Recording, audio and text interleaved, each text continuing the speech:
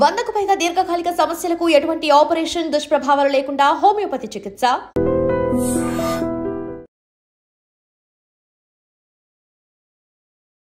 Welcome to iDream media. So జనరల్గా ఈ మధ్య కాలంలో ఎక్కువగా హార్ట్ అటాక్ చూస్తూ ఉన్నాము. యంగేజ్లోనే హార్ట్ అటాక్ అనేది వస్తూ ఉంది. అంటే హార్ట్ అటాక్ వచ్చే ముందు ఏమైనా లక్షణాలు కనిపిస్తాయా? మనం దాన్ని బట్టి ముందుగానే జాగ్రత్తలు తీసుకోవచ్చా? ఇక హార్ట్ అటాక్ వచ్చినప్పుడు ఏదైనా హార్ట్ అటాక్ కానీ ఏదైనా హార్ట్లో ఇబ్బంది వచ్చినప్పుడు స్టెంట్ వేస్తారని చెప్తారు కదా. సో దీని గురించి మనకు తెలియని విషయాలు ఏంటి పూర్తి వివరాలు తెలుసుకుందాం. మనతో పాటు ఉన్నారు ప్రముఖ కార్డియాలజిస్ట్ డాక్టర్ నవీన్ కుమార్ గారు. డాక్టర్ గారు నమస్తే అండి. నేను కరెక్ట్గా చెప్పానా? అంటే హార్ట్ అటాక్ వస్తే స్టెంట్ వేస్తారా? అంటే హార్ట్ అటాక్ వచ్చిన వాళ్ళందరికీ స్టెంట్ వేయరు. అంటే ఇన్ ద సెన్స్ ఆ హార్ట్ అటాక్ వచ్చినప్పుడు మన కొరనరీ అనాటమీ అని చూస్తాం. అంటే మన అయితే యాంజియోగ్రామ్ అని చేస్తాం. ఎప్పుడైతే హార్ట్ అటాక్ పేషెంట్ వచ్చినప్పుడు మనం యాంజియోగ్రామ్ అని చేస్తాం. యాంజియోగ్రామ్లో ఆ వెజల్స్ అనేది సూటబిలిటీ అనేది ఉండాలి. కొంతమందికి ఏంటంటే డిఫ్యూజ్ డిసీజ్ ఉంటుంది, వాళ్ళకి స్టెంట్ అనేది సూటబుల్ కాదు కొన్ని సిచ్యువేషన్స్లో. But majority of the times 90% of the times ఎవరికైతే హార్ట్ అటాక్ ఉంటుందో వాళ్ళకి స్టెంట్ వేయడం ద్వారా ఇమీడియట్ రిలీఫ్ అనేది వస్తుంది. సో దట్ ఆ మయోకార్డియం అనేది సేవ్ అవుతుంది. సో వాళ్ళు హార్ట్ ఫెయిల్యూర్లోకి పోకుండా మనం ప్రివెంట్ చేయగలుగుతాం. సో మోర్టాలిటీ అనేది కూడా అంటే డెత్ నుంచి కూడా మనం ప్రివెంట్ చేయగలుగుతాం. బట్ కొన్ని సందర్భాల్లో ఎక్కడైతే కొరనరీ అనాటమీ మనకి సూటబుల్గా ఉండదో ఆ సిచ్యువేషన్లో మాత్రం స్టెంట్ అనేది సూటబుల్ కాదు. ఇప్పుడు హార్ట్ అటాక్ హార్ట్ ఫెయిల్యూర్ అంటే ఎట్లా చెప్తారు? హార్ట్ అటాక్ అంటే ఏంటంటే గుండెకి సంబంధించి 3 బ్లడ్ వెజల్స్ ఉంటాయి. గుండెకి మనం పంప్ చేయాలి అంటే దానికి 3 బ్లడ్ వెజల్స్ ఉంటాయి. కొరనరీ వెజల్స్ అంటాం. Left coronary artery, right coronary artery, left circumflex artery అనేది ఉంటాయి మనకి. ఆ బ్లడ్ వెజల్స్లో బ్లాక్ వచ్చినప్పుడు సడన్గా గుండెకి ఎనర్జీ అంటే గుండెకి కావాల్సిన ఎనర్జీ తగ్గిపోయినప్పుడు మనం దాన్ని హార్ట్ అటాక్ అంటాం. హార్ట్ ఫెయిల్యూర్ అనేది ఏంటంటే ఆ హార్ట్కు ఉండే కండరం ఏదైతే ఉంటుందో మజిల్, హార్ట్ మనకు మజిల్ పంప్ అవుతున్న మజిల్ ఉంటుంది కదా, ఆ మజిల్ ఏదైతే వీక్ అవుతుందో ఆ వీక్ అవడానికి కారణాలు చాలా అందులో ఒకటి హార్ట్ అటాక్. హార్ట్ అటాక్ మనం సరిగా ట్రీట్ చేయనప్పుడు అది ప్రొలాంగ్ అయ్యి హార్ట్ ఫెయిల్యూర్ అవుతుంది. అలా కాకుండా కొన్ని కార్డియోమయోపతీస్ అని ఉంటాయి. లైక్ హార్ట్ అనేది అక్కడ మజిల్ వీక్గా ఉంటుంది. కొన్ని హైపర్ట్రోఫిక్ కార్డియోమయోపతి ఉంటుంది, దాంట్లో కూడా హార్ట్ వీక్ అయ్యి కూడా మనకు పంపింగ్ తగ్గుతుంది. కొన్ని పెరిపాటైన్ కార్డియోమయోపతి, ప్రెగ్నెన్సీలో కొంతమందికి హార్ట్ వీక్ అవుతుంది. సో అలాంటి సందర్భాలు కూడా మనం హార్ట్ ఫెయిల్యూర్లోకి వెళ్తాం. అనీమియా, ఎవరికైతే హీమోగ్లోబిన్ తక్కువగా ఉంటుందో వాళ్ళకి మన హార్ట్ అనేది ఎక్కువ హైపర్ ఫంక్షనింగ్ అనేది చేయాల్సి వస్తుంది. ఫర్ ఎగ్జాంపుల్ ఒక 12 గ్రామ్స్ హిమోగ్లోబిన్ చేయాల్సిన పనిని ఫర్ ఎగ్జాంపుల్ ఒక 5 గ్రామ్స్ హిమోగ్లోబిన్ చేయాలన్నప్పుడు డిమాండ్ సప్లై మిస్ మ్యాచ్ వల్ల మనకి హార్ట్ ఫెయిల్యూర్ అనేది వస్తుంది. సో హార్ట్ ఫెయిల్యూర్ అనేది పంపింగ్ అంటే హార్ట్ మజిల్ వీక్ అవడం వల్ల వచ్చే కండిషన్. హార్ట్ అటాక్ అనేది గుండెకి బ్లడ్ సప్లై ఏదైతే ఉంటుందో కొరనరీ ఆర్టరీలో బ్లాక్ రావడం. సో హార్ట్ అటాక్ అనేది ఎక్స్ట్రీమ్లీ ఎమర్జెన్సీ కండిషన్. ఇప్పుడు ఈ బ్లాక్స్ ఉండి స్టెంట్స్ వేస్తే గుండె పదిలమా? సో ఎవరికైతే హార్ట్ బ్లాక్ ఉందో వాళ్ళని మనకు ఆ బ్లడ్ సప్లై ఇంక్రీజ్ చేసినప్పుడు డెఫినెట్గా వాళ్ళకి హార్ట్ అనేది తొందరగా రికవర్ అవుతుంది. హార్ట్ ఫెయిల్యూర్కి వెళ్లకుండా ప్రివెంట్ అవుతారు. ఆ హార్ట్ మజిల్ అనేది రికవర్ అవుతుంది. సో ఎవరికైతే హార్ట్ అటాక్ ఉండి మనం ఇమీడియట్గా స్టెంట్ వేయగలిగి వాళ్ళకి బ్లడ్ సప్లై ఇంప్రూవ్ చేయగలిగితే డెఫినెట్గా వాళ్ళకి మజిల్ అనేది ఇంప్రూవ్ అవుతుంది. సో వాళ్ళు మనం డెత్ నుంచి ప్రివెంట్ చేయగలం. ఇప్పుడు ఒక స్టెంట్ వేశారు, ఒక అంటే ఆర్టరీస్లో బ్లాక్ అంటాము మనం, కొరనరీ ఆర్టరీ బ్లాక్ అంటాం. ఒక దానికి బ్లాక్ వచ్చింది, అక్కడ మనం స్టెంట్ వేశారు అంటే మిగతా వాటికి వచ్చే ఛాన్స్ ఉండదా డాక్టర్ గారు? అంటే ఫస్ట్ మనకి ఏదైతే మామూలుగా బ్లడ్ వెజల్లో బ్లాక్ ఎక్కడైనా రావచ్చు, ఏ వెజల్లోనే రావచ్చు. బట్ అది యూజువల్గా ఒక వెజల్లో వస్తుందా 2 వెజల్లో వస్తుందా అనేది మనకు ఆ పేషెంట్ వచ్చిన సందర్భం బట్టి మన యాంజియోగ్రామ్ చూస్తాము, దాంట్లో ఉంటుంది. But majority of the times మనకు వచ్చే టైమ్స్లో 1 or 2 బ్లాక్స్ ఎక్కువగా ఉంటుంది. కొన్నిట్లో 3 బ్లాక్స్ ఉంటాయి. ఎవరైతే 3-4 చోట్ల బ్లాక్స్ అనాటమీ సూటబుల్గా లేని బ్లాక్స్ ఉన్నప్పుడు మనం బైపాస్ సర్జరీకి వెళ్తాం. బట్ మేజర్గా అక్యూట్ అటాక్ ఏదైతే వచ్చినప్పుడు మనం ఇమీడియట్గా first stent is the highest priority. ఎప్పుడైతే స్టెంట్ వేయలేని సిచ్యువేషన్ లైక్ చెప్పినాను కదా అనాటమీ సూటబుల్గా లేనప్పుడు అలాంటి సందర్భాల్లో మాత్రం పేషెంట్ స్టెబిలైజ్ చేసిన తర్వాత మనం బైపాస్ సర్జరీకి పంపిస్తాం. బైపాస్ సర్జరీస్ అంటే మొత్తం హార్ట్ ఓపెన్ చేసి చేస్తారా? హార్ట్ ఓపెన్ చేసి ఇప్పుడు ఫర్ ఎగ్జాంపుల్ 3 బ్లడ్ వెజల్స్ ఉంటాయని నేను చెప్పాను కదా, ఆ 3 మల్టిపుల్ చోట్ల బ్లాక్స్ ఉన్నాయి. మనం స్టెంట్ వేయాలంటే మల్టిపుల్ స్టెంట్స్ వేయాలి. సో అలాంటి సిచ్యువేషన్లో మనం బైపాస్ సర్జరీకి ప్రిఫర్ చేస్తాం. ఎందుకు అంటే మల్టిపుల్ స్టెంట్స్ ఉన్నప్పుడు number of length of the stent పెరిగినా కొద్దీ మళ్ళీ స్టెంట్ బ్లాక్ అయ్యే టెండెన్సీ అనేది పెరుగుతూ ఉంటుంది. సో వాళ్ళకి మనం బైపాస్ సర్జరీ అని ప్రివెంట్ చేస్తాం. కొన్ని సిచ్యువేషన్స్లో ఆ బైపాస్కి మన టార్గెట్స్ అంటాం, అంటే ఎక్కడైతే బ్లాక్ కింద వెజల్ నార్మల్గా ఉండాలి. సో వాళ్ళ టార్గెట్స్ బాగా ఉంటే బైపాస్ సర్జరీ సక్సెస్ అనేది ఎక్కువగా ఉంటుంది. కొంతమందికి డిఫ్యూజ్ డిసీజ్ ఉంటుంది, అంటే పైనుంచి కింద వరకు మొత్తం డిసీజ్ ఉంటుంది. ఆ చోట్ల మనం బైపాస్ సర్జరీ చేయడం డిఫికల్ట్గా ఉంటుంది. అలాంటి సందర్భాల్లో మనం ప్రిఫరబుల్గా కొన్ని లిబరల్ స్టెంటింగ్ వేసి వీలైనంత వరకు బ్లడ్ సప్లై ఇంక్రీజ్ చేస్తాం. సో కొన్ని సిచ్యువేషన్స్లో బైపాస్ కూడా డిఫికల్ట్ అవుతుంది. బైపాస్ సర్జరీ అంటే ఆ గుండె తీసి బయట పెట్టి దాన్ని మొత్తం ట్రీట్మెంట్ అనేది ఇస్తారు డాక్టర్ గారు. అప్పుడు వాళ్ళు ఎలా వెంటిలేటర్ మీద ఉంటారా ఇట్లాగా? బైపాస్ గుండె తీయడం కాదు, మనం మామూలుగా ఏంటంటే స్టెర్నాటమీ అంటాం. ఈ స్టెర్నం ఏదైతే ఉందో దాన్ని ఓపెన్ చేస్తాము, చేసి మనం పేషెంట్ని బైపాస్ హార్ట్ లంగ్ మిషన్ అంటుంది, బైపాస్ మిషన్కి పంపిస్తాము. తర్వాత హార్ట్ బీటింగ్ సర్జరీ 2 ఉంటాయి. Heart beating surgery on pump of pump అని 2 చేస్తారు. సో బీటింగ్ సర్జరీలో ఎక్కడి నుంచి అయితే మన బ్లాక్ ఉందో బ్లాక్ని బైపాస్ చేస్తాం. నార్మల్గా బ్లాక్ ఉండే రూట్ కాకుండా we'll create alternative route, so that మనం హార్ట్ మజిల్కి బ్లడ్ సప్లై వస్తాం. ప్రాణం పోస్తున్నట్లే, ఇంకా వెళ్ళిపోతున్న ప్రాణాన్ని మీరు నిలిపి మళ్ళీ తిరిగి వాళ్ళకి ప్రాణం పోస్తున్నట్లేగా డాక్టర్ గారు? అంతే అండి. హార్ట్ ఆ టైంలో ఆర్టిఫిషియల్గా కొట్టుకుంటుంది అంతేనా? అవును, అంటే 2 ఉంటాయి. బీటింగ్ హార్ట్ అని నార్మల్ పేషెంట్ బీట్ చేస్తున్నప్పుడు సర్జరీస్ చేస్తాము. కొన్ని సిచ్యువేషన్స్లో మనకు సర్జరీ డ్యూరేషన్ ఎక్కువ ఉన్నప్పుడు, పంపింగ్ చాలా తక్కువగా ఉన్నప్పుడు ఏం చేస్తామంటే హార్ట్ని alternate machine, heart lung machine మీద పంపించేసి then we do the surgery, then will come back make the heart to beat again. అంటే ఈ సర్జరీ అనేది ఎంత టైం పడుతుంది అసలు? సో హార్ట్ సర్జరీస్ యూజువల్గా బైపాస్ సర్జరీస్ మనకి 3 to 4 hours పడుతుంది. But depends on complexity. లోపల కాంప్లెక్స్ లీజన్స్ ఉన్నప్పుడు ఇంకొంచెం టైం ఎక్కువ పట్టచ్చు. ఎస్. సక్సెస్ రేట్ ఎలా ఉంటుంది డాక్టర్ గారు ఇది? యూజువల్గా బైపాస్ సర్జరీ ఈవెన్ స్టెంటింగ్ అయినా సక్సెస్ రేట్ బాగానే ఉంటుంది, బట్ 5 to 10% రిస్క్ అనేది ఎక్కువగా ఉంటుంది. బట్ ఎవరికైతే పంపింగ్ తక్కువగా ఉంటుందో, అంటే ఎజెక్షన్ ఫ్రాక్షన్ అంటాం, సో హార్ట్ పంపింగ్ ఎవరికైతే తక్కువగా ఉంటుందో వాళ్ళకి కొంచెం రిస్క్ అనేది ఎక్కువగా ఉంటుంది. బట్ హార్ట్ పంపింగ్ మంచిగా అంటే స్టేబుల్ ఉన్నప్పుడు మనకు వాళ్ళకి రిజల్ట్స్ అనేవి చాలా బాగుంటాయి. ఇప్పుడు హార్ట్ అటాక్, హార్ట్కి సంబంధించిన ఇష్యూస్ ఈ కోవిడ్ తర్వాతనే ఎక్కువ అయ్యాయి అంటున్నారు, వాస్తవమేనా? కోవిడ్ తర్వాత హార్ట్ అటాక్స్ అనేది పెరిగాయి. కాకపోతే రీజన్ అనేది ఏంటంటే బేసిక్గా పోస్ట్ కోవిడ్లో మనకు సెడెంటరీ స్టైల్ అనేది ఎక్కువగా అలవాటు పడ్డాం.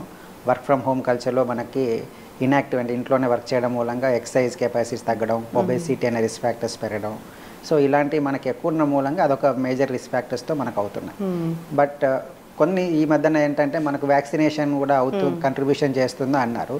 But initial studies they show that కొంచెం బ్లడ్ క్లాటింగ్ టెండెన్సీ వ్యాక్సినేషన్ వల్ల ఉంటుంది అని చెప్పారు. బట్ రీసెంట్ స్టడీస్ అన్ని మల్టీ అనాలిసిస్ అంటే డిఫరెంట్ కంట్రీస్లో చేసిన స్టడీస్ అన్ని పూల్ చేసి మన అనాలిసిస్ చేసిన తర్వాత వ్యాక్సిన్ కంట్రిబ్యూషన్ అనేది నెగ్లిజిబుల్ అని నిర్ధారణ అయింది. సో వ్యాక్సిన్ వల్ల మనకి హార్ట్ అటాక్స్ పెరుగుతుంది అనేది ఒక అపోహ మాత్రమే. వ్యాక్సిన్ వల్ల కాదు, రక్తం గడ్డకట్టడం వ్యాక్సిన్ వల్ల, ఒక టైప్ ఆఫ్ వ్యాక్సిన్ వేసుకుంటే రక్తం గడ్డకడుతుంది అట్లాంటివి ఏం లేవు అయితే?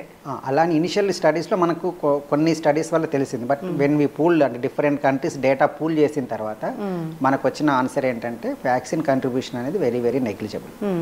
ఈ రక్తం గడ్డకట్టడం అనేది అంటే గుండెకు వెళ్ళే రక్తనాళ రక్తం గడ్డకట్టడం అనేది అసలు ఎందుకు జరుగుతుంది? సో ఒకటేంటంటే మనకి బాడీలో ఈ blood vessel, coronary blood vessel ఏమవుతుందంటే కొలెస్ట్రాల్ డిపాజిషన్స్ అనేది స్లోగా జరుగుతుంటుంది. ఇది ఓవర్ నైట్లో క్లాట్ అనేది జరగదు. సో బాడీలో ఆల్రెడీ ఒక ప్లాక్ అనేది డిపాజిట్ అవుతుంది బ్లడ్ వెజల్ లోపల. మనకి ఎప్పుడైతే రిస్క్ ఫ్యాక్టర్స్ ఉంటాయి like hyper tension, BP, obesity, stress, smoking, alcohol, ఇవి ఎవరికైతే ఉంటాయో వాళ్ళకి ఏమవుతుందంటే ఈ బ్లడ్ వెజల్ మీద స్ట్రెస్ ఉండి ఎండోథీలియం లోపల బ్లడ్ వెజల్ ఉండే ఒక లేయర్లో చిన్న ఇంజరీస్, మైక్రో ఇంజరీస్ జరుగుతాయి. ఆ మైక్రో ఇంజరీస్ జరిగి దాంట్లో మనకి అక్కడ కొలెస్ట్రాల్ డిపాజిషన్ ప్రాసెస్ అనేది స్టార్ట్ అవుతుంది. దాన్ని మనం అథెరోస్క్లెరోసిస్ అంటాం. సో అథెరోస్క్లెరోసిస్ వరకు ఒక ప్లాక్ అనేది ఫామ్ అవుతుంది. అది ఇనిషియల్ ఏంటంటే మన బ్లడ్ సరిపోతుంది, యూజువల్గా ప్లాక్ ఫామ్ అయినా కానీ అది నేరో స్లోగా అవుతుంది కాబట్టి మనకి దాన్ని అడాప్ట్ చేసుకుంటాం. ఎప్పుడైతే మన క్లాక్ రప్చర్ అవుతుందో అంటే సడన్గా ఆ ప్లాక్కి దాంట్లో టెన్షన్ పెరిగి అది రప్చర్ అయినప్పుడు అది కంప్లీట్ బ్లడ్ వెజల్ మూసేస్తుంది. అది మనం హార్ట్ అటాక్గా ప్రజెంట్ అవుతారు. కొంతమంది ఏమవుతుందంటే హార్ట్ రప్చర్ కాకుండా కూడా ఆ డిసీజ్ అనేది ప్రోగ్రెస్ అయ్యి స్లోగా ప్రోగ్రెస్ అయ్యి నేరో అయిపోతుంది. అలాంటి సందర్భంలో కూడా వాళ్ళు మనకి హార్ట్ అటాక్గా ప్రజెంట్ అవుతారు.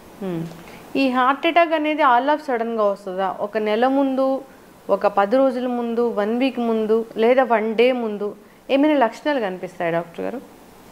2 కారణాలు ఉంటాయి. ఒకటేమో సడన్గా రావచ్చు, సడన్గా రావడానికి మేజర్ కారణాలు ఏంటి అంటే స్మోకింగ్. సో ఎవరికైతే క్రానిక్ స్మోకింగ్ హ్యాబిట్ ఉన్న వాళ్ళకి ఏమవుతుందంటే బాడీలో ఆ క్లాట్ ఏదైతే ఉంటుందో నేను చెప్పాను కదా రప్చర్ అవుతుందో సడన్గా రప్చర్ అయ్యి రావచ్చు. బట్ అలా కాకుండా మెజారిటీ ఆఫ్ ద పేషెంట్స్లో మనకి కొంచెం ప్రియంటివ్ సిమ్టమ్స్ తెలుస్తాయి. మన హార్ట్ అటాక్ రావడానికి కొద్ది రోజుల ముందు కొన్ని నెలల ముందు కూడా మనకు కొన్ని సిమ్టమ్స్ అనేవి తెలుస్తుంది అనమాట. ఎట్లాంటి సిమ్టమ్స్ మేము తెలుసుకోవచ్చా? దాన్ని బట్టి మాకు హార్ట్ అటాక్ వస్తుందో లేదో ముందుగానే తెలుసుకుని డాక్టర్ దగ్గరికి వెళ్ళొచ్చా? వెళ్ళొచ్చు. Majority most of the times మనకు హార్ట్ అటాక్ వచ్చే ముందు ఏంటంటే కొంచెం దూరం నడుస్తున్నప్పుడు మనకు ఆయాసం రావడం కానీ లేదంటే రిట్రోస్టెన్స్ ఛాతిలో బర్నింగ్ ఒక రకమైన బర్నింగ్ పెయిన్ రావడం కానీ ఒక్కొక్కసారి ఏమవుతుందంటే జా పెయిన్ లాగా కూడా ప్రజెంట్ అవుతారు. మనకి జా పెయిన్ రాగానే ఈ థ్రోట్లో చోకింగ్ సెన్సేషన్ లాగా వస్తుంది. ఒక్కొక్కసారి మనం కొంచెం అన్నం తిన్న తర్వాత కానీ చోకింగ్ సెన్సేషన్ లాగా రావడం. ఇంతకుముందు చేస్తున్న పని ఫర్ ఎగ్జాంపుల్ రోజు మనం వాకింగ్ వెళ్ళినప్పుడు ఒక 1 కిలోమీటర్ వెళ్ళామనుకోండి, ఈరోజు ఒక ½ కిలోమీటర్కే మనకు ఒక అనీజినెస్ ఫెటిగ్ అనేది రావడం. సో ఇవన్నీ కూడా మనకి ప్రియంటివ్ సిమ్టమ్స్. మన హార్ట్ అటాక్ రావడానికి ఈ సిమ్టమ్స్ ముందుగా మనకు తెలుస్తాయి. But most of the times ఏంటంటే అది మనం దాన్ని రికగ్నైజ్ అంటే మనం ఇగ్నోర్ చేస్తూ ఉంటాం. అది ఈరోజు నేను ఎక్కువ అన్నం తిన్నానో లేదంటే ఈరోజు నైట్ నాకు స్లీప్ లేదనో we'll attribute to some other thing. That's why we miss the most of these symptoms. అవును, ఇట్లా ఏం లేకుండా కూడా హార్ట్ అటాక్ రావచ్చు. ఇది ఏం లేకుండా రావడానికి వచ్చే కారణాలు చాలా తక్కువగా ఉంటాయి. Most of the times 80% of the పీపుల్లో ఏదో ఒక సిమ్టమ్ మనకు ముందే తెలుస్తుంది. ఒక 10% వాళ్ళు మాత్రమే మనకి సడన్గా వస్తాయి. లైక్ స్మోకర్స్లో ఇప్పుడు మనం యంగ్ స్ట్రోక్స్ చూస్తూ ఉంటాం కదా, వాళ్ళకి మాత్రమే సడన్గా వస్తూ ఉంటాయి. But majority of the times we have the some form of symptom which we ignore most of the times. ఇట్లాంటి ఏదైనా లక్షణం కనిపించినప్పుడు డాక్టర్ దగ్గరికి వెళ్తే అసలు ఏం జరుగుతుంది అనేది వాళ్ళు చెప్పేస్తారు. అంటే వస్తుంది నెక్స్ట్ ఒక 10 డేస్లో వస్తుంది అన్నప్పుడు తెలుసుకోవడానికి ఏమైనా టెస్ట్లు ఉంటాయి డాక్టర్ గారు? ఒకటి మనకి ఎప్పుడైతే నేను చెప్పిన సిమ్టమ్స్ ఏదైనా పెయిన్ యాంగిల్ ఆఫ్ ద జా నుంచి అబోవ్ ద అంబులికస్ వరకు ఏ పెయిన్ వచ్చినా మనకు కొంచెం ఎగ్జర్షన్ అంటే కొంచెం యాక్టివిటీతో కూడా మనలో ఆ సిమ్టమ్స్ చెస్ట్ పెయిన్ కానీ ఆయాసం కానీ ఫెటిక్ కానీ అనీజీనెస్ కానీ అనిపించినప్పుడు మన డాక్టర్ని సంప్రదించి టెస్టులు చేయించుకోవడం వల్ల మనం ఎర్లీగా డిటెక్ట్ చేయాలి. అంటే జనరల్గా టెస్ట్లు అంటే బ్లడ్ టెస్ట్ ఉంటుందా? 2 ఉంటాయి టెస్టులు. అందులో ఫస్ట్ చేయగలిగింది ఏంటంటే ఈసీజీ అనేది ఒక టెస్ట్, ఎలక్ట్రోకార్డియోగ్రామ్ అంటాం. సో ఈసీజీ అనేది మొదటి test which is to be done. So ఎప్పుడైతే మన ఈసీజీలో నార్మల్ ఉండి మనం ఇంకా సస్పిషన్ ఉన్నప్పుడు మనం వాళ్ళకి ట్రోపోనిన్ ఐ అని ఒక టెస్ట్ చేస్తాం. సో అది బ్లడ్ టెస్ట్. దాంట్లో ఏమవుతుందంటే మనకు ఎప్పుడైతే మనకు ఆ సిమ్టమ్స్ ఉండి మనకు ఈ ఈసీజీ ద్వారా బయటనప్పుడు ట్రోపోనిన్ ఐ ద్వారా కూడా బయటపడుతుంది. సమ్ టైమ్స్ ఇంకా మనం ఫర్దర్గా ఏంటంటే 2D ఎకో అనే టెస్ట్ ఉంటుంది. 2D ఎకో ఏమవుతుందంటే బాడీ కాంట్రాక్షన్లో కొన్ని చేంజెస్ వస్తాయి. ఒక segment of the heart contraction తగ్గడం కానీ అలాంటి వల్ల కూడా మనం హార్ట్ అటాక్ని ఎర్లీగా గుర్తు చేయగలం. ఇవన్నీ కాకుండా కూడా నార్మల్గా ఉన్నప్పుడు మనం ట్రెడ్మిల్ టెస్ట్ అని ఒకటి ఉంటుంది. ట్రెడ్మిల్ అంటే పేషెంట్ని ఎగ్జర్షన్ చేపిస్తాం. ఒక బెల్ట్ మీద గ్రాడ్యువల్గా అతని స్పీడ్ ఇంక్రీజ్ చేస్తూ హార్ట్లో ఉన్న ఈసీజీని రికార్డ్ చేస్తాం. అప్పుడు మనకు తెలుస్తుంది అతను ఎగ్జర్షన్ అయినప్పుడు ఏం జరుగుతుంది ఈసీజీలో, అది మనం ఫైండ్ అవుట్ చేయగలం. సో ట్రెడ్మిల్ ద్వారా మనము ఈ హార్ట్ అటాక్ సంబంధించిన సిమ్టమ్స్ని ఫైండ్ అవుట్ చేయగలం. అది కాకుండా సిటీ కొరనరీ యాంజియోగ్రామ్ ఎవరైతే ఈ 4 టెస్ట్లో కూడా మనకు బయటపడిన సందర్భం but still patient has symptoms ఉన్నప్పుడు సిటీ కొరనరీ యాంజియోగ్రామ్ అనే టెస్ట్ కూడా చేయొచ్చు. దాంట్లో కూడా మనకు ఫైండ్ అవుట్ అవుతుంది. దాంట్లో మన కాల్షియం స్కోర్ అనేది చూస్తాం, కొరనరీ అనాటమీ చూస్తాం, దాంట్లో మనకు తెలుస్తుంది. మాకు తెలుసుకోవాలని ఉంది ఎప్పుడైనా వస్తుందేమోనని అంటే ర్యాండమ్గా అందరూ చేయించుకోగలిగే టెస్ట్ ఏమైనా ఉంటుందా? మాకేం లక్షణాలు లేవు, తెలుసుకోవాలనుకుంటున్నాను హార్ట్ అటాక్ వస్తుందో లేదో అని, అట్లా ఏమైనా టెస్ట్ ఉంటుందా డాక్టర్ గారు? అలాంటి వాటికి చెప్పినట్టుగా ECG, 2D echo, treadmill test, ఈ 3 టెస్టుల ద్వారా మనకు ఒక 75% ఆఫ్ ద టైమ్స్ మనకు ప్రియంటివ్ సిమ్టమ్స్ ప్రియంటివ్గా మనం డయాగ్నోస్ చేయొచ్చు. బట్ 100% ఏ టెస్ట్ ద్వారా కూడా తెలుసుకోలేము. ఒక 75% వరకు తెలుసుకోవచ్చు. సిటీ కాల్షియం స్కోర్ ఇంకొక 5 to 10% అడిషనల్ అప్ టు 85% వరకు కూడా మనం దాని ద్వారా తెలుసుకోవచ్చు. సిటీ కొరోనరీ యాంజియో అది డాక్టర్ చెప్తేనే చేయించుకోవాలి కదా? అది డాక్టర్ సలహా మాత్రం ద్వారానే చేసుకోవాలి. ఎందుకంటే it has high radiation exposure. అది ఎవరికైతే రిస్క్ ఫ్యాక్టర్స్ ఉన్నాయో నేను చెప్పిన ఈ 3 టెస్ట్లో మనకు ఎక్కడ బయటపడలేదు, బట్ స్టిల్ పేషెంట్ హై సస్పిషన్స్గా ఉంది అంటే మనకి సిమ్టమ్స్ తగ్గట్లేదు, అప్పుడు మనం ఆ టెస్ట్కి అనేది ప్రిఫర్ చేయాలి. ఓకే. చాలామందికి మెట్లు ఎక్కితే ఆయాసం వస్తుంటుంది. అంటే ఇన్ని స్టెప్స్ ఎక్కితే వీళ్ళకి ఆయాసం వస్తుంది అంటే వీళ్ళని సస్పెక్ట్ చేయొచ్చు హార్ట్ అటాక్ వస్తుందని అని ఏమైనా చెప్తారా డాక్టర్? అట్లా నార్మల్గా ఏంటంటే ఒక ఫిజికల్గా ఫిట్ ఉండేవాళ్ళు 2 ఫ్లైట్ ఆఫ్ స్టైర్స్ అంటే 2 ఫ్లోర్లు ఈజీగా ఎక్కగలరు వితౌట్ మేజర్గా ఆయాసం లేకుండా. కొంచెం ఆయాసం ఉంటుంది బట్ మేజర్గా ఆయాసం అనేది లేకుండా ఉంటుంది. అలా కాకుండా ఎవరైతే first one flight of stair ఒక ఫ్లోర్కి వెళ్ళగానే ఆయాసం వస్తుంది అంటే we should suspect them, we should evaluate for them. Okay, కొందరిలో ఆయాసం లేకుండా కూడా మనము హార్ట్ అటాక్ వచ్చే ఛాన్స్ అనేది ఉంటుంది. అంటే ఆయాసం లేకుండా వాళ్ళకి చెస్ట్ పెయిన్ రావచ్చు. కొంతమందికి ఆయాసం కంటే ముందు పెయిన్ అనేది కూడా వస్తుంది. సో పెయిన్ వచ్చినప్పుడు కూడా నేను చెప్పినట్టుగా ఈ జా నుంచి అంబలికస్ పైన ఎక్కడైనా మనకు బర్నింగ్ సెన్సేషన్ కానీ అన్ఈజీగా అనిపించినప్పుడు కంపల్సరీగా ఎవాల్యుయేట్ చేయాలి. ఇది హార్ట్ అటాక్ సంబంధించిన పెయినే, ఖచ్చితంగా డాక్టర్ దగ్గర వెళ్ళాల్సిందే అనేది బండ గుర్తుంటుందా డాక్టర్ గారు ఆ పెయిన్కి? సో ఆ గుండెకి సంబంధించిన చెస్ట్ పెయిన్ ఎలా ఉంటుందంటే అన్బేరబుల్ పెయిన్ ఉంటుంది. అంటే ఇలాంటి పెయిన్ నేను ఇంకా ఈ మధ్య కాలంలో ఎప్పుడూ నాకు అలాంటి పెయిన్ రాలేదు అని నీకు అనిపించినప్పుడు. నెంబర్ 2, నేను కొంచెం దూరం నడవగానే నాకు ఆ పెయిన్ అనేది పెరుగుతుంది, నాకున్న పెయిన్ పెరుగుతుంది అనిపించినప్పుడు. కొంచెం దూరం నడవగానే నా పెయిన్తో పాటు కొంచెం ఆయాసం కూడా వస్తుంది. ఇది నేను ఈ మధ్య కాలంలో ఎప్పుడు ఇలాంటి డిస్కంఫర్ట్ నేను ఫస్ట్ టైం లైఫ్లో నేను ఫీల్ అవుతున్నాను అనిపించినప్పుడు that is the time we have to reach to the hospital as early as possible. చాలామంది మాకు తెలిసిన డాక్టర్ దగ్గరికి వెళ్ళాలి అని టైం అంతా వేస్ట్ చేస్తూ ఉంటారు. ఏం చెప్తారు డాక్టర్ గారు అలాంటి వాళ్ళకి? ఎప్పుడైనా చెస్ట్ పెయిన్ సివియర్గా ఉన్నప్పుడు మనం వీ షుడ్ నాట్ డిలే. ఎందుకంటే మనం హార్ట్ అటాక్ వచ్చిన తర్వాత మనం ఎంత డిలే చేస్తే మన మజిల్ అనేది అంత డ్యామేజ్ అవుతూ ఉంటుంది. డ్యామేజ్ అయిన మజిల్ని తిరిగి ఏ డాక్టర్ కానీ ప్రపంచంలో ఎవరు తీసుకురాలేరు. అది డ్యామేజ్ కాకముందే మనం కాపాడాలి. అంటే మనం ఎంత ఎర్లీగా డాక్టర్ గారి దగ్గరికి వెళ్ళి ఎంత ఎర్లీగా మనం బ్లడ్ సప్లై మళ్ళీ రీవాస్కులరైజ్ చేయగలిగితే మన మజిల్ అంత నార్మల్కి వస్తుంది. సో మన రికమెండేషన్స్లో ఏంటంటే ఎవ్రీ 30 minutesకి the percentage of damage keep on multiply. So కాబట్టి మనం టైంని వేస్ట్ చేయకుండా నియరెస్ట్ హాస్పిటల్కి వెళ్ళి ముందు we should make our treatment first. Doctor గారు, ఇప్పుడు మెన్ ఉమెన్ వీళ్ళు ఎక్కువగా హార్ట్ అటాక్ ఎవరికి వస్తుంది? యూజువల్గా ఉమెన్స్లో వాళ్ళకి ఎవరికైతే వాళ్ళ మెన్స్ట్రువల్ పీరియడ్లో ఉన్నప్పుడు they have the protection from the heart. So up to 45 years వరకు చూస్తే men has more heart disease prone for the females. After 45 years యూజువల్గా men and women have the similar risk. అంటే జనరల్గా టెస్టులు అంటే ఈసీజీ 2D ఈకో ఇవేనా, ఇంకా జనరల్గా ఖచ్చితంగా 40 తర్వాత ఈ టెస్టులు మీరు ఖచ్చితంగా చేయించుకోవాలి అనేది ఏమైనా ఉంటుందా? సో ఇన్ అడిషన్ ఎవరికైతే రిస్క్ ఫ్యాక్టర్స్ ఎక్కువగా ఉంటాయో, నేను చెప్పినట్టు ఫ్యామిలీ హిస్టరీ ఉండొచ్చు, డయాబెటీస్ ఉండొచ్చు, హైపర్ టెన్షన్ ఉండొచ్చు, ఒబేసిటీ, స్మోకింగ్, ఇలాంటి ఎవరికైతే కొలెస్ట్రాల్ నార్మల్గా ఎవాల్యుయేషన్లో కొలెస్ట్రాల్ హై లిపిడ్ లెవెల్స్ ఉన్న వాళ్ళకి ఏంటంటే మన ఎవాల్యుయేషన్లో హెచ్ఎస్సిఆర్పి అనే ఒక టెస్ట్ కూడా ఉంటుంది. అది ఏం చెప్తుందంటే మన బాడీలో ఇన్ఫ్లమేటరీ మార్కెట్ ఎంత హైలో ఉన్నాము, మనం ఎంత ప్రోన్గా ఉన్నాము అని తెలుపుతుంది. ఎవరికైతే అది ఎక్కువగా ఉందో వాళ్ళు ఫర్దర్గా నేను చెప్పిన కార్డియాక్ టెస్ట్లకు వెళ్ళాల్సి ఉంది. HSCRP high sensitive CRP. అప్పట్లో కోవిడ్ టైంలో డైమర్ టెస్ట్ అని రాసేవాళ్ళు కదా డాక్టర్ గారు, అది ఏంటి? డైమర్ ఏంటంటే బాడీలో మనకి క్లాటింగ్ టెండెన్సీస్ ఉన్నాయి చెప్తాయి. బట్ అది ఎక్కడ ఉంటుందంటే యూజువల్గా దట్ ఈస్ నాట్ హార్ట్కి కోరిలేట్ చేయడం. లైక్ పెరిఫెరల్గా డీవీటీ అంటాం. సో లెగ్లో క్లాట్ వచ్చే టెండెన్సీ కానీ, పల్మనరీ ఆర్టరీ అంటాం, పల్మనరీ థ్రాంబోఎంబాలిజం అంటాం. అలాంటి క్లాటింగ్ టెండెన్సీస్ ఉన్న వాళ్ళలో ఆ డైమర్ అనేది పెరుగుతుంది. బట్ యూజువల్గా కొరనరీ ఆర్టరీ డిసీజ్లో డైమర్కి పెద్ద రిలేషన్ లేదు. హార్ట్ బాగుండాలి, పదిలంగా ఉండాలి, హార్ట్కి సంబంధించిన ఇష్యూస్ రాకూడదు, ఇప్పటివరకైతే రాలేదు అన్నప్పుడు ఖచ్చితంగా ఎలాంటి జాగ్రత్తలు తీసుకోవాలి? ఒకటి ఫస్ట్ ఏంటంటే మనము మన ఎక్సర్సైజ్ మీద ఫస్ట్ లైఫ్ స్టైల్ మోడిఫికేషన్తో స్టార్ట్ చేయాలి. So everybody irrespective of our age we should start minimum 40 minutes of walking every day మనం చేయాలి. నెంబర్ 1. నెంబర్ 2, మన లైఫ్ స్టైల్లో లైక్ బ్యాలెన్స్డ్ డైట్ అనేది తీసుకోవాలి. High cholesterol like junk food కానీ కాకుండా you should have the proper balanced diet చూసుకోవాలి. Number 2. Number 3 ఏంటంటే మనకు హ్యాబిట్స్ లైక్ స్మోకింగ్, ఆల్కహాల్ ఉంటే వాటిని క్విట్ చేయాలి. తర్వాత మనకు ఆల్రెడీ డిసీజ్ ఉన్నాయి లైక్ డయాబెటీస్ కానీ హైపర్ టెన్షన్ ఉన్నాయి, వాటిని కంట్రోల్ చేసి మెడికేషన్ అనేది రెగ్యులర్గా వాడాలి. నేను 2 రోజులు అటు వెళ్ళాను, ఊరు వెళ్ళాను మిస్ చేయడం వల్ల ఏమవుతుందంటే మన బాడీలో ఆ రిస్క్ అనేది పెరుగుతూ ఉంటుంది. సో ఒకరోజు స్కిప్ చేసినా మనకు ఆ రిస్క్ అనేది పెరుగుతూ ఉంటుంది. తర్వాత ఏంటంటే ఒబేసిటీ నవ్వు ఏమవుతుందంటే ఈ ప్రజెంట్ జనరేషన్లో సెడెంటరీ స్టైల్, చిన్నపిల్లలకి మనం we are because taking care of the children so carefully, so there childhood obesity is happening.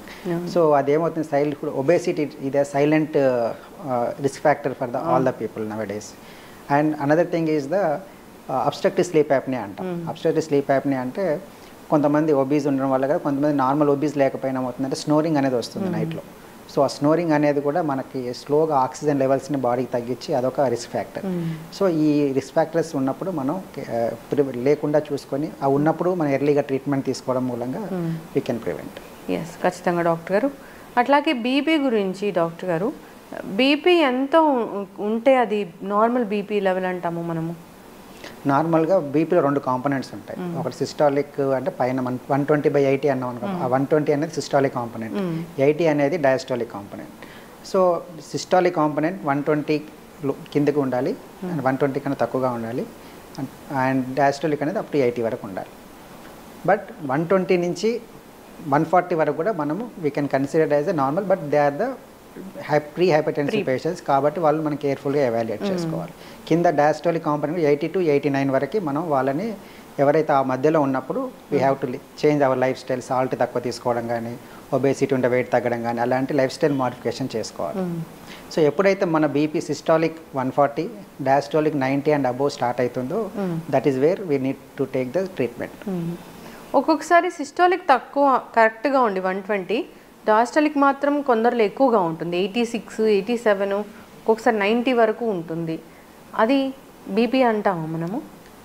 ఏదైనా సిస్టాలిక్ 140 అబవ్ ఉన్నా, డయాస్టాలిక్ 90 అబవ్ ఉన్నా, ఐదర్ ఆఫ్ దెమ్ ఏ ఒక్కటి ఎక్కువగా ఉన్నా మనం వాళ్ళ హైపర్ టెన్షన్ కిందనే ట్రీట్ చేయాలి, వాళ్ళకి ట్రీట్మెంట్ స్టార్ట్ చేయాలి. ఒకవేళ డయాస్టాలిక్ మాత్రమే ఎక్కువగా ఉంటే ఏమవుతుంది డాక్టర్ గారు? డయాస్టాలిక్ అంటే ఏంటంటే మనకు కాంట్రాక్షన్ బాగుంటుంది, రిలాక్సేషన్లో మనకు ప్రాబ్లం అనమాట. సో డయాస్టాలిక్ ఇండైరెక్ట్ మీనింగ్ మనకు అది తెలుస్తుంది. హార్ట్ రిలాక్సేషన్లో మనకి ప్రాబ్లం అనుకుని తెలుస్తుంది. సో మనం అది చేయనప్పుడు ఏమవుతుందంటే again it will may lead in to the heart failure. Okay. So మన డయాస్టాలిక్ హార్ట్ ఫెయిల్యూర్లో వెళ్ళే ఛాన్స్ ఎక్కువగా ఉంటుంది. కాబట్టి మనం సిస్టాలిక్ కాంపోనెంట్ అయినా డయాస్టాలిక్ కాంపోనెంట్ అయినా both are equally important. Both మనకి జనరేట్ అయ్యేది హార్ట్ నుంచే జనరేట్ అవుతుంది. సో సిస్టాలిక్ ఎక్కువ ఉన్నా మనకు హార్ట్ మీద లోడ్ పడుతుంది, డయాస్టాలిక్ ఎక్కువైనా మనకు హార్ట్ మీద లోడ్ పడుతుంది. కాబట్టి ఐదర్ ఆఫ్ దెమ్ ఉన్నా మనం we have to take the treatment. Yes, ఖచ్చితంగా డాక్టర్ గారు. సాల్ట్ అనేది తక్కువ తీసుకోవాలి, వాటర్ అనేది ఖచ్చితంగా సఫిషియెంట్ వాటర్ అనేది ఉండాలి. బీపీ ఉన్న వాళ్ళు ఫస్ట్ నుంచి హైడ్రేషన్ అనేది అందరికీ ఇంపార్టెంట్. బికాజ్ హైడ్రేషన్ వల్లనే మన బాడీలో ఎవ్రీ సెల్ ఈజ్ ఫంక్షనింగ్ కాబట్టి హైడ్రేషన్ అనేది ఎక్స్ట్రీమ్లీ ఇంపార్టెంట్. నెక్స్ట్ సాల్ట్ అనేది తక్కువగా తీసుకోవాలి. సాల్ట్ అనేది ఈజ్ మెయిన్. సాల్ట్ వల్ల ఏమవుతుందంటే బాడీలో ఎక్కువ ఫ్లూయిడ్ అక్యుములేట్ అవ్వడం కానీ, హార్ట్ మీద లోడ్ పడడం కానీ జరుగుతుంది. సో లో సాల్ట్ డైట్ అనేది primary aim for the hyper tension management. తర్వాత నేను చెప్పిన రిస్క్ ఫ్యాక్టర్ మేనేజ్మెంట్ అనేది తర్వాత. ఎస్, ఖచ్చితంగా డాక్టర్ గారు చాలా చక్కగా చెప్పారండి. సో ఏదైనా హెల్దీ లైఫ్ స్టైల్ మెయింటైన్ చేయాలి. కొంచెం మనకి ఏదైనా డౌట్ ఉంటే ఒకసారి డాక్టర్ దగ్గరికి వెళ్ళడం మంచిది. మనంగా సొంతంగా గూగుల్ చేసుకోవడం, సొంత వైద్యాలు చేసుకోవడం కన్నా. అంతేకాదు టెస్టులు అనేవి డాక్టర్లు చెప్పినప్పుడు చేయించుకుంటేనే మంచిది. చాలామంది కూడా ఎక్కువ ఇన్ఫర్మేషన్ ఉందని టెస్టులు చేయించుకుంటూ ఉంటారు, దానివల్ల కూడా ఏం ఉపయోగం ఉండదు. అంతేకాదు ఇప్పుడు బ్లడ్ థిన్నర్స్ అని ఎక్కువగా వాడుతూ ఉన్నారు డాక్టర్ గారు, డాక్టర్ ప్రిస్క్రైబ్ చేయకుండానే. సో అట్లాంటివి వాటి గురించి ఒక 2 మాటలు ముగిద్దాం మనం. ఓకే.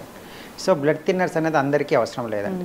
సో ఎవరికైతే రిస్క్ ఫ్యాక్టర్స్ ఉన్నా కానీ ప్రొఫైలాక్టిక్గా మనం బ్లడ్ థిన్నర్స్ వాడాలని ప్రజెంట్గా రికమెండేషన్ ఎక్కడా లేదు.